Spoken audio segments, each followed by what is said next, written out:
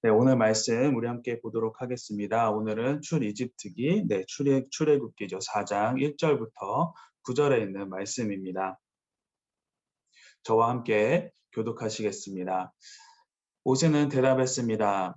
그들이 만약 저를 믿지 않거나 제 말을 듣지 않고 여호와께서 당신에게 나타난 것이 아닙니다 라고 하면 어떻게 합니까?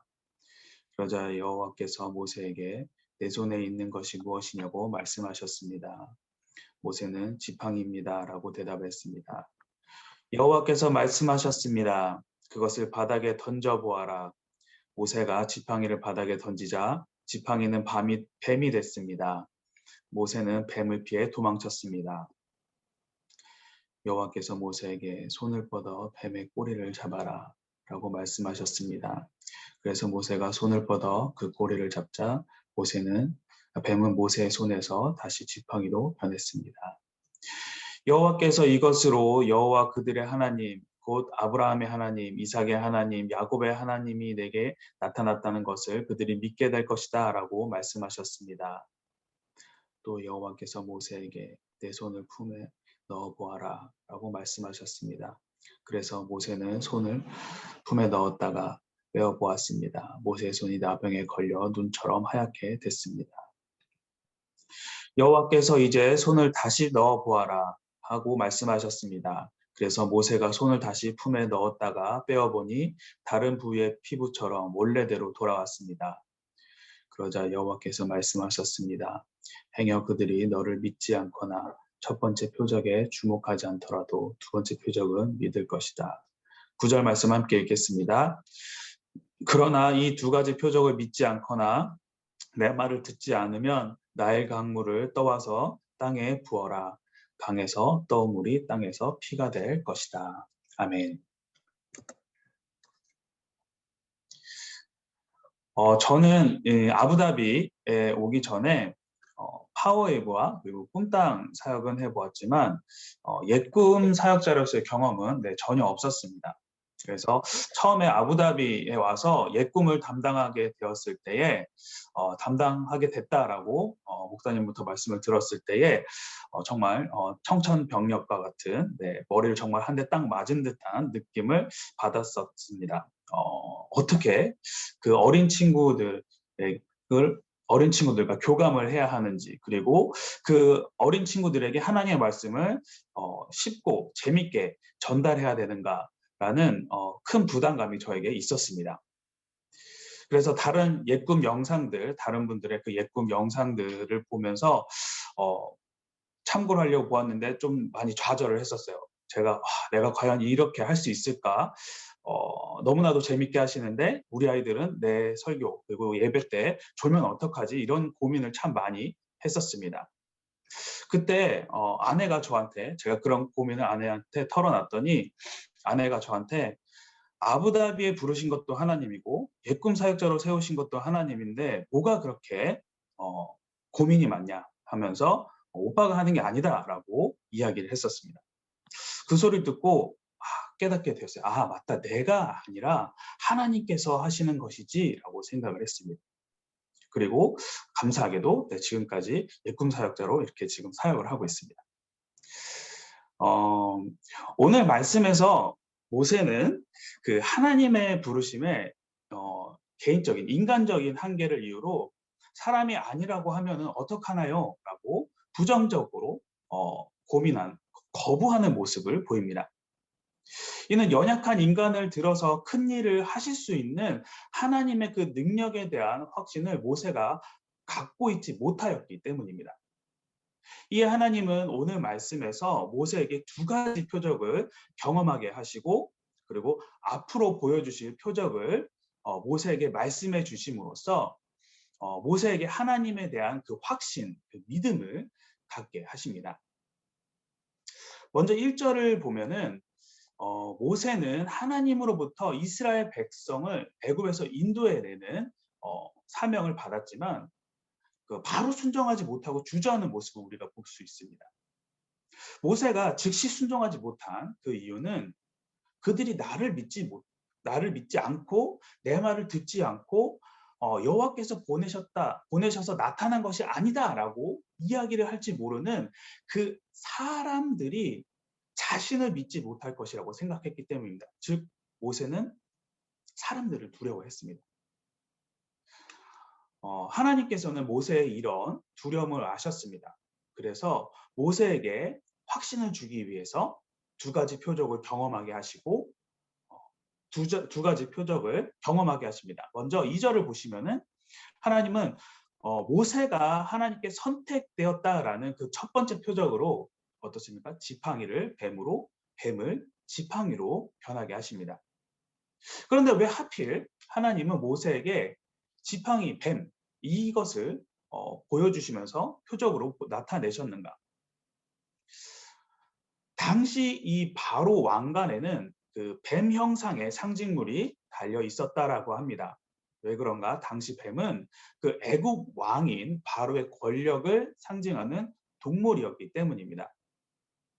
이런 문화 가운데 하나님은 모세 지팡이를 뱀으로 변하게 함으로써 당시 근동 지역에서 두려움의 대상이었던 바로의 권세가 그의 그 권력이 인간으로부터 온 것이 아니라 바로 하나님의 주권으로부터 온 것임을 보이십니다. 또한 뱀을 다시 지팡이가 되게 하심으로써 바로의 그 권세가 하나님에 의해서 무너질 것임을 모세에게 보여주십니다. 즉 지팡이를 통해서 하나님께서 보여주신 그 표적은 세상의 모든 권세는 하나님께서 뜻하시고 하나님께서 허락하시기 때문에 가능하다라는 것이죠. 모든 것이 하나님의 뜻이고 하나님의 허락으로 가능하다는 이 사실을 말씀을 통해서 우리에게 알게 하셨습니다. 자, 하나님께서 모세를 통해서 우리에게 알게 하신 이런 하나님의 뜻, 이것을 우리가 알게 되었을 때 우리가 보여야 할 자세는 무엇일까요? 우리가 하나님께, 주님께 보여야 할 모습은 오늘의 그 모세처럼 주님을 믿음으로 인한 그 순종의 모습을 우리가 보여야 할 것입니다.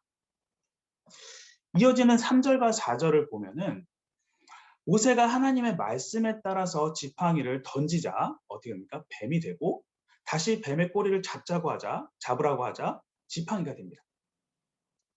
모세가 하나님의 말씀에 따라서 지팡이를 던지는 그 행위, 이것은 아마 누구나도 쉽게 결정하고 행할 수 있는 행위일 것입니다. 하지만 그 다음 하나님의 말씀, 손을 뻗어서 뱀의 꼬리를 잡으라. 이 말씀은 어떨까요? 뱀을 잡는 모습을 영상으로 본 적이 있습니다. 그 뱀을 잡는 모습 중에 예전부터 사용된 방법 중에 하나는 그 Y자로 된 Y자 모양의 긴 막대기로 뱀의 뒷목도리를 뒷머리 부분을 누르는 것입니다. 그렇게 Y자로 된 막대기로 뱀의 뒷머리를 누르면은 뱀이 놀라서 꼬리로 그 막대기를 둘둘둘 맙니다. 그런 상태에서 말게 된 상태에서 뱀을 그 자루에 다시 넣는 거죠. 그런데 그런 막대기가 없을 때에는 뱀의 뒷목도리를 잡아서 팔을 감게 합니다. 이처럼 뱀을 잡을 때 중요한 것은 뱀의 머리 뒷부분을 잡는 것이지 꼬리를 잡지 않는다는 것입니다. 만약에 꼬리를 잡게 되면은 뱀이 뒤로 확 돌아서 바로 공격하고 물기 때문입니다. 하나님께서 모세에게 지팡이를 던지라고 하자 지팡이는 뱀으로 변하게 됩니다. 그리고 그 뱀을 보고 모세는 어떻습니까? 무서워서 피해서 도망을 쳤습니다. 이런 무서워한 모세지만 하나님께서 손을 뻗어 뱀의 꼬리를 잡으라라고 말씀하시자 모세는 손을 뻗어 잡는다라고 성경은 이야기를 합니다. 뱀으로 변한 모습을 보고 도망친 모세. 그런 모세에게 꼬리를 잡으라고 하시는 하나님. 참 보면은 하나님의 말씀이 무모한 명령처럼 보일 수도 있습니다. 그래서 망설이거나 하나님 꼬리 말고 그냥 머리는 안 될까요? 라고 하나님께 물어볼 수도 있었을 것 같아요. 하지만 모세는 어떻습니까? 하나님의 말씀하신 그대로 무섭지만 순종을 합니다. 뱀의 꼬리를 잡은 행위는 모세에게 하나님을 향한 그 확신, 믿음이 없었다라면 아마 불가능한 일일 것입니다. 하나님을 향한 확신을 가지고 순종하니까 그 결과는 어떻습니까? 모세는 뱀이 다시 지팡이가 되는 참으로 놀라운 이적을 경험하게 됩니다. 우리는 하나님의 능력을 인간의 그 생각 안에서 제한해서는 안 됩니다. 하나님께서는 불가능한 일이 없으신 분이기 때문입니다. 빌립보서 4장 1절부터 13절, 내게 능력 주시는 자 안에서 내가 모든 일을 할 수 있다라는 이러한 믿음으로 그 하나님의 말씀에 확신을 가지고 우리가 전적으로 순종할 때에 우리는 불가능도 가능케 하시는 하나님을 경험할 수 있을 것입니다. 지팡이가 뱀으로 변한 그 첫 번째 표적에 이어서 하나님은 두 번째 표적을 모세에게 경험하게 하십니다. 하나님께서 보여주신 그 두 번째 표적은 바로 손에 나병이 걸리게 되었다가 낫게 되는 것입니다. 당시 나병, 이 문둥병은 너무나도 치명적이고 혐오성이 있기 때문에, 혐오성이 크기 때문에 고대 사회에서 사람들이 가장 무서워하는 질병 가운데 하나였습니다.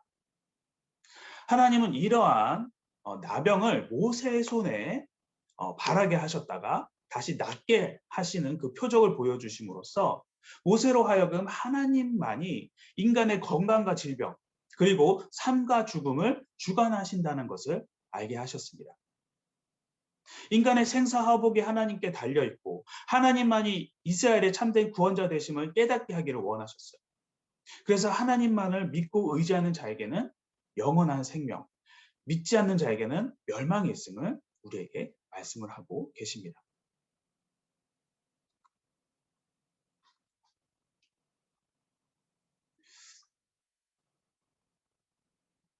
그리고 당시 세속 문화의 중심인 애굽에 살면서 마치 문둥병에 걸린 사람들과 같이 종교적 그리고 도덕적으로 부패하고 타락한 이스라엘 백성들이 모세를 통한 하나님의 이끄심 가운데 들어옴으로써 그 하나님의 백성으로서의 본 모습을 회복될 것임을 우리들에게 또 알려주십니다.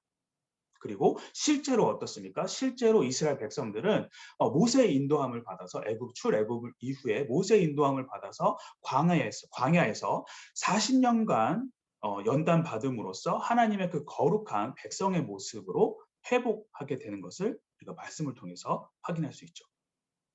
또한 이 손의 그 나병, 그 문둥병의 그 표적을 영원한 영적인 차원에서 우리가 만약에 살펴본다면은 그 이스라엘을 애굽에서 인도해낸 모세는 인류의 제올무에서 구원하신 예수 그리스도를 예표를 합니다. 그리고 구약의 이스라엘 백성들은 신약 시대의 성도들을 예표하죠. 따라서 그 본문의 손의 그 나병 그 표적은 세상을 살면서 죄로 오염되어 마치 문둥병자와 같이 그 영혼이 부패하고 문드러지고 냄새나는 그 죄인된 자들, 죄인들이 그 인류를 죄에서 구원하시기 위해서 구속사역을 행하신 예수 그리스도에 대한 확신을 가지고 그분을 의지하게 되면은 그 영혼이 깨끗하게 치유가 되고 다시금 죄범한 이전의 모습과 같이 하나님의 거룩한 자녀가 됨을 말씀을 통해서 이야기하십니다. 죄인이 예수님을 믿고 그 안에서 거듭나게 되면은 하나님으로부터 의롭다고 인정을 받아 완전히 새 사람이 되고 그리고 생명의 주관자이신 하나님과의 교제가 회복되어서 주와 함께 영원하게 살게 됩니다. 그러기에 죄범하기 이전의 거룩한 모습을 회복하고 그리고 생명의 주 대신 하나님과의 그 교제 나누기를 원하시는 자들이라면 성도분들이라면 주님에 대한 확신을 가지고 주님 앞에 나오시기 바랍니다. 주님께서 우리를 영원한 생명의 길로 인도하실 것입니다. 자, 이렇게 두 가지 표적을 모세에게 경험하게 하신 하나님께서는 9절 말씀에서 두 가지 표적을 믿지 않으면은 나일강 물을 떠다가 땅에다 부어라. 우리 땅에서 피가 될 것이다. 라고 말씀하시면서 모세에게 앞으로 있을 또 다른 표적을 제시하십니다. 나일강이라고 하면은 그 중앙 아프리카의 그 동부 그 고지에서 지중해로 흐르는 5,600m나 되는 길이가 5,600m나 되는 세계 최대 길이의 강입니다. 애굽은 이 나일강 덕분에 그래서 부강한 나라가 되었습니다. 나일강으로 인해서 농사는 매년 풍년이었고 나일강으로 인해서 그 경제적 그리고 군사력 그리고 학문이 주변 어느 나라보다 발전되어 있었습니다. 그래서 나일강은 예전부터 어, 애굽 사람들로부터 오시리스 신이 준 그 신수라고 하여서 신성의 여김을 받았고 숭배의 대상이 되었습니다. 이런 신격화된 그 나일강 물을 하나님은 모세에게 피로 만들겠다라고 선언을 하십니다. 물이 피가 된다고 하는 것은 썩게 만들겠다라는 것이죠. 그리고 썩게 됐다라고 하는 것은 어떻습니까? 아무것도 할 수 없다라는 의미입니다.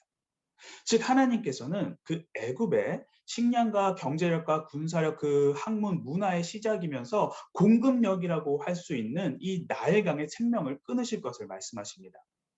이것은 그들이 숭배하고 높이는 애굽의 신들을 멸망시키겠다. 이 모든 것을 할 수 있는 자는 바로 나, 만왕의 왕이신 하나님만이 가능한 것을 내가 보여주겠다. 그러니까 너희는 걱정하지 말아라. 나를 믿고 따르라. 라고 하나님께서 이 말씀, 구절 말씀을 이야기하면서 모세에게 이야기하심을 우리는 느낄 수가 있습니다. 사랑하는 성도 여러분, 우리는 하나님으로부터 부르심을 받을 때, 그리고 세움을 받을 때 자신의 연약함을 핑계로 주님의 부르심에 주저하기도 하고 때론 아닙니다 하나님 거절하기도 합니다. 인간은 심히 약하고 무능하기 때문이죠. 하지만 우리를 부르시고 세우시는 분, 그분은 어떻습니까? 하나님은 전지전능하신 하나님이십니다. 불가능한 분이 없으세요. 불가능한 것이 없으신 분입니다. 오늘 하나님께서 모세에게 경험하게 하신 이 지팡이 표적과 손의 나병 표적 그리고 나의 강이 피가 될 것이라는 이 약속의 목적은 하나입니다. 바로 하나님을 향한 확신, 하나님을 믿게 하려는 것입니다. 오늘 하나님께서 모세에게 보여주신 하나님의 이 표적을 통해서 그 사건과 상황을 통해서 우리에게 믿음의 확신을 하나님께서는 보여주셨고 알게 하셨습니다. 따라서 우리는 하나님으로부터 부르심을 받을 때에 세움을 받을 때 자신의 무능력함과 연약함을 보는 것이 아니라 바로 우리를 부르시고 우리에게 사명 주신 하나님의 전능함을 우리에게 나를 믿으라 라고 말씀하신 주님을 바라보시기 바랍니다. 주님이 부르실 때에 주님 제가 여기 있습니다. 저를 보내주시옵소서 말한 그 이사야처럼 하나님의 말씀에 확신으로 믿음으로 순종하는 우리 모두가 되길 주님의 이름으로 간절히 소망합니다. 지금 이 시간 우리 말씀을 생각하면서 함께 기도하도록 하겠습니다. 첫 번째 모세가 하나님을 두려워한 것처럼 사람들을 두려워한 것처럼 우리 안에도 두려움이 있을 것입니다. 그 두려움을 주님 앞에 모두 다 내려놓고 주님 앞에 다가갈 수 있도록 두 번째, 모든 주권은 하나님께 있음을 잊지 말고 그 뱀의 꼬리를 잡으라는 그 하나님 말씀에 믿음으로 순종하는 자가 될 수 있도록 세 번째, 죄인된 자들을 위해 구속사역을 행하신 주님을 의지하며 주님과의 관계가 회복되고 주님이 인도하시는 생명의 길로 우리가 함께 갈 수 있도록 이 세 가지 기도 제목을 가지고 함께 기도하도록 하겠습니다.